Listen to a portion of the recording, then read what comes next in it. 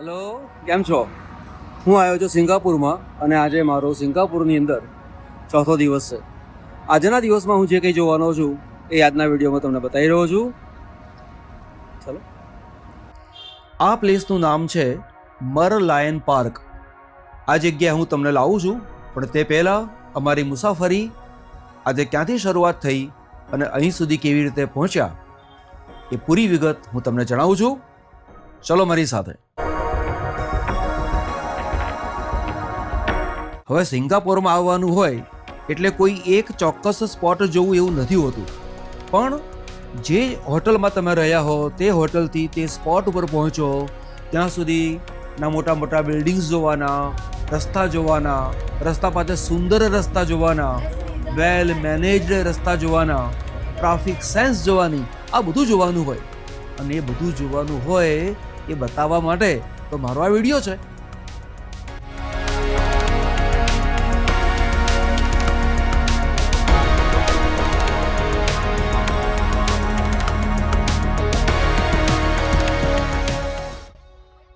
મારા મોટાભાગના વિડીયોઝમાં આ બધી બાબતો હું ખાસ એટલા માટે બતાવું છું કે બધા લોકો સિંગાપોર આવી શકતા નથી.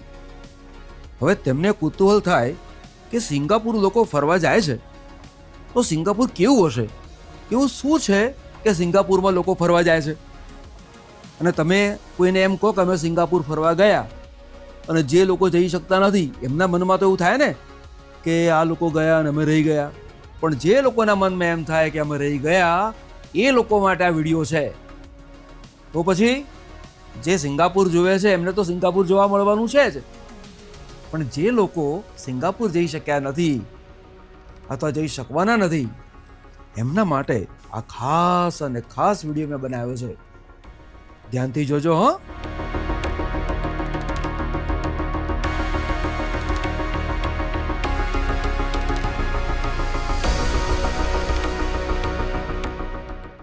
સવારનો પહોર હતો અને એ દરમિયાન કેટલાક લોકો અહીંયા પ્રાર્થના પણ કરી રહ્યા હતા. હવે જે બ્રિજ ઉપરથી આપણે જવાનું છે એ બ્રિજ એ આપણા અમદાવાદના એલિસ બ્રિજ જેવો લાગે. અહીંની આજુબાજુની જે બિલ્ડિંગ્સ છે તે જોવા જેવી છે અને અહીંયા જ્યારે તમે આવો તો ફોટોઝ લેવાનું ચૂકશો નહીં. લોકેશન બહુ સરસ છે. આજુબાજુ ગાર્ડન પણ દેખવા મળે, સરસ બ્રિજ જોવા મળે અને સરસ બિલ્ડિંગ તો છે જ, એટલે ધ્યાન રાખીને ફોટોઝ લેજો. સામે જે બિલ્ડિંગ દેખાય છે તે વિક્ટોરિયા મેમોરિયલ હોલ છે. એનું મૂળ નામ Victoria Theatre and Concert Hall એવું છે.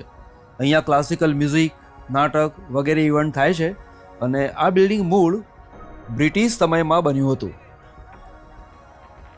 આ જે બ્રિજ છે એ લગભગ 150 વર્ષ જૂનો છે, એટલે કે 1869માં બનેલો છે, બ્રિટિશ સમયનો છે અને સિંગાપોર રિવર ઉપર બનેલો છે. એનો ઉપયોગ માત્ર ચાલવા માટે થાય છે, વાહન વ્યવહાર ત્યાં લઈ જવા દેવામાં આવતું નથી.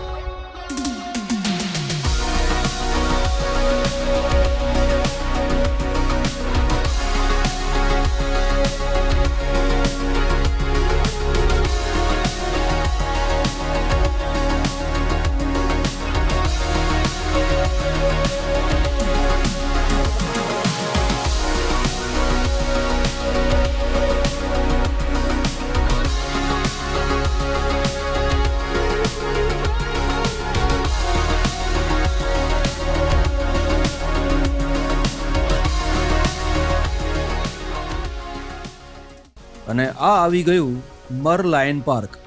સિંગાપોરનું મોસ્ટ આઇકોનિક ટુરિસ્ટ પ્લેસ છે આ. ભાગ્યે જ કોઈ વ્યક્તિ એવો હશે કે સિંગાપોરમાં આવ્યો હશે અને અહીં ના આવ્યો હોય. એક ખાસ વાત કહું, અમે આ પ્લેસ ચૂકી જવાના હતા, પણ પછી યાદ આવ્યું કે અમારે આ પ્લેસ ઉપર જવાનું તો રહી જ ગયું. અહીંયા આવ્યા પછી ખબર પડી કે અરે રે રે, જો ના આવ્યા હોત તો આ મસ્ત પ્લેસ અમે ચૂકી જાત. અહીંયા આવ્યા પછી અમારું આખું ગ્રુપ ખુશ થઈ ગયું.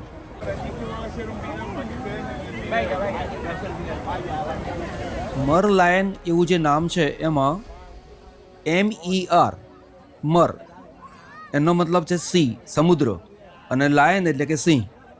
સિંગાપુર મૂળ મુદ્દે માછીમાર ગામ હતું, તેથી માછલીનું શરીર બતાવ્યું છે અને માથું જે છે એ સિંહનું બતાવેલું છે, જે શક્તિ અને હિંમતનું પ્રતીક માનવામાં આવે છે. આ મૂર્તિ લગભગ 8 થી 10 મીટર જેટલી ઊંચી છે અને અહીંયા દિવસ રાત લોકો આવતા જ હોય છે, એટલે કે ટુરિસ્ટ આવતા જ હોય છે. કોઈ શાંતિથી બેસે, કાં તો કોઈ ફોટા પાડે, વિડીયો શૂટિંગ કરે. મેં શૂટિંગ કર્યું જ ને, નહીં તો તમને ક્યાંથી જોવા મળતું. હજુ ગમે તો લાઈક કરજો, શેર કરજો, આવું કરજો હો. અને સબસ્ક્રાઈબ ના કર્યું તો કરજો, બહુ મહેનત પડે છે વિડીયો બનાવવામાં. ગમે તો કરજો, નહીં તો નહીં. પાછા આપણે એવું નહીં કે વિડીયો જોયો એટલે તારે પછી. અહીંયા લોકો એવા ફોટા ખાસ પડાવે છે કે સિંહના મોંમાંથી પાણી જે બહાર નીકળે એ પાણી પોતાના મોંની અંદર આવી જાય. અને આ સિચ્યુએશનમાં ઠેર ઠેર આજુબાજુના જે લોકો છે એ આવા ફોટા પડાવતા જ હોય છે. મેં પણ પડાવ્યો છે. તમે આવશો તો તમે પણ પડાવશો. અને ધારો કે તમે નથી આવવાના તો તમારા વતીને હું તો છું જ ને.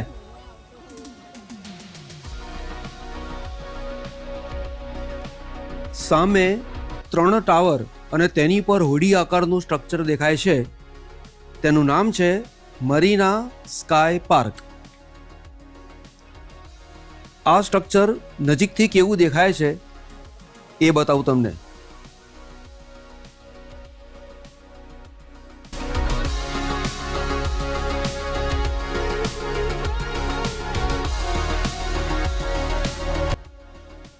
તો ચાલો આપણે જઈએ છીએ ત્યાં મરીના સ્કાય પાર્ક.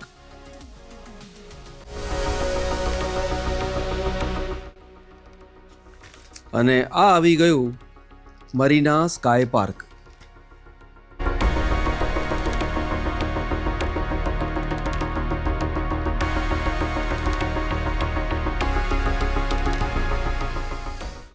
ઉપરથી નીચે જોઈએ તો આવું દેખાય છે. અને પેલું કમળ આકારનું સફેદ બિલ્ડિંગ દેખાય છે એ નીચેથી કેવું દેખાય છે એ તમને બતાવું.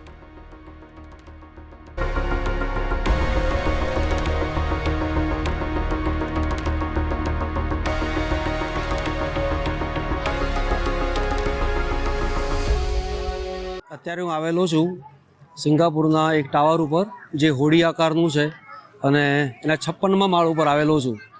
તમને માહોલ બતાવું છું કે માહોલ કેવો છે તે. સિંગાપુરનું કદાચ સૌથી હાઇટવાળું બિલ્ડિંગ આ છે.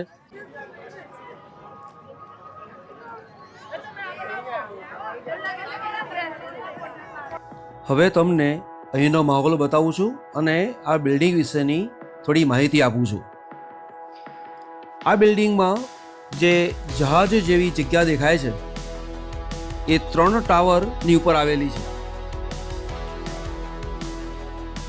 આ જે 3 ટાવર છે એ કંઈ ખાલી ટાવર છે એવું નથી, પરંતુ એ હોટેલ છે.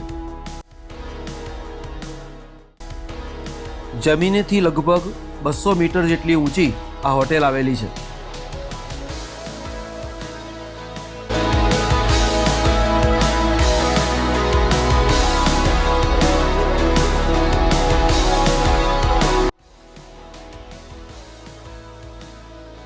અને 3 ટાવરને જોડતું જહાજ જેવું જે સ્ટ્રક્ચર છે એની લંબાઈ લગભગ 340 મીટર છે.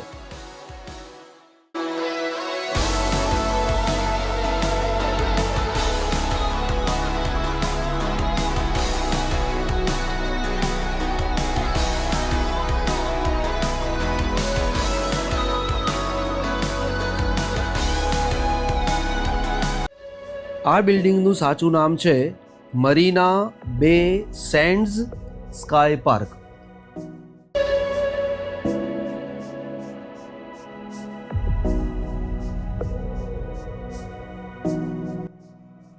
મરીના બે એવું નામ એટલા માટે કે આ વિસ્તારનું નામ મરીના બે છે.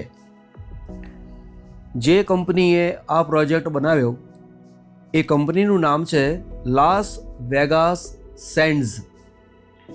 અને આકાશને આપતું અથવા આકાશ સુધી પહોંચતું હોય એવું લાગે એટલા માટે તેનું નામ છે સ્કાય પાર્ક. આમ ટોટલ તમે જોવા જાઓ તો મરીના બે પ્લસ સેન્ડ્સ પ્લસ સ્કાય પાર્ક એટલે આખું નામ બન્યું મરીના બે સેન્ડ્સ સ્કાય પાર્ક.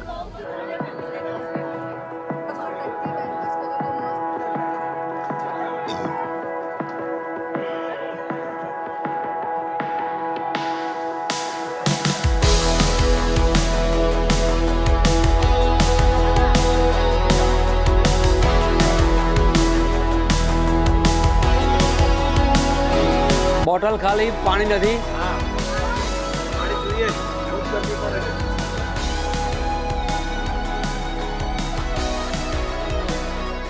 એક વાત ખાસ જણાવું છું કે અમે દિવાળી વેકેશનમાં અહીંયા આવ્યા હતા. ભારતમાં આ સમયે વાતાવરણ ઠંડુ હોય છે, પણ અહીંયા દરિયાનો કિનારો છે, અથવા એમ કહેવાય કે ચારે બાજુ દરિયો છે અને વચ્ચે તો ટાપુ છે, અને એને કારણે ભેજ અને ગરમીવાળું વાતાવરણ બહુ જ છે. ગરમી બહુ પડે, તરસ્યા મરી જવાય. પાણીની બોટલ્સ અચૂક રાખજો, નહીં તો તમારા તરસ્યા રહેવાનો વખત આવશે, કાં તો પછી અહીંયા મોંઘા ભાવની બોટલ્સ ખરીદવાનો વખત આવશે.